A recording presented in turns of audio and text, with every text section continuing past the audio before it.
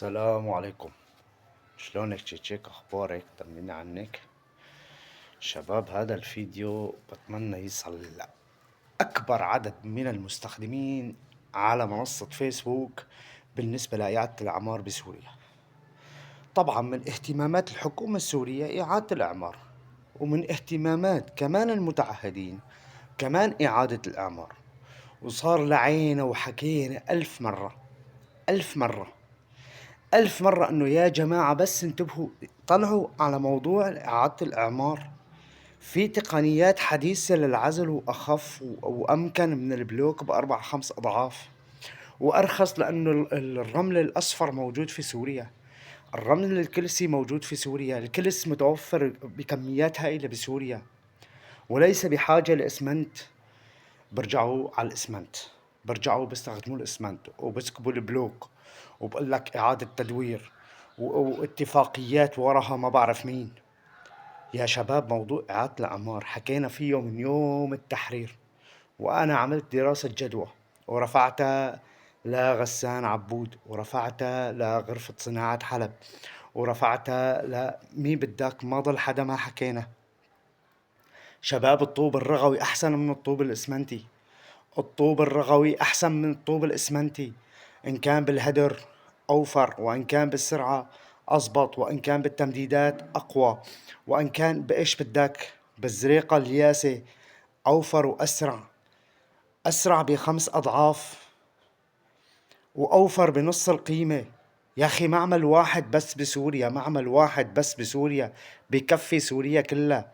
تركيا كلها فيها 3 مصانع.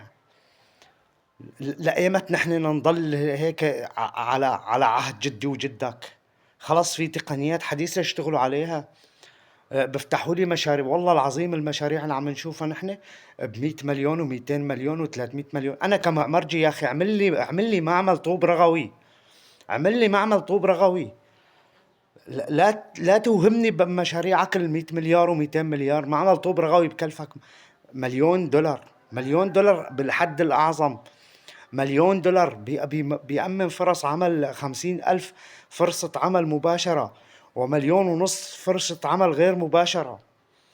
أسهل للبناء.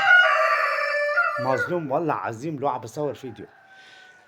1,500,000 فرصة عمل غير مباشرة. المعلم بدل ما يزت 30 35 متر 40 متر بزت 70 وهو مرتاح. النقل بباليتات على الطوابق بدون ما تبرك تستنى الرافعة ترفع لك البلوك، بتشيل هيك رافعة بتكبها لفوق بدون ما تستنى عمال الزق. عامل الزق بدل ما يكون عامل زق سويه معلم عمار. اصنعوا معلمين، لا تصنعوا عمال زق، لا تضلوا ورا عمال الزق، اصنعوا معلمين عمار. سوريا بدها معلمين عمار، ما بدها عمال زق. أتمنى من الحكومة تصل هي الرسالة إلهم. مليون دولار، مليون دولار بتكسركن.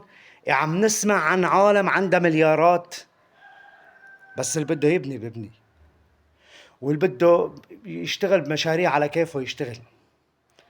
أنا من حرقة قلبي على بلدي، من حرقة قلبي على بلدي عم بحكي هالحكي هاد. يعني معمل بسعر 10 سيارات، معمل بسعر 10 سيارات، وين رايحين انتو؟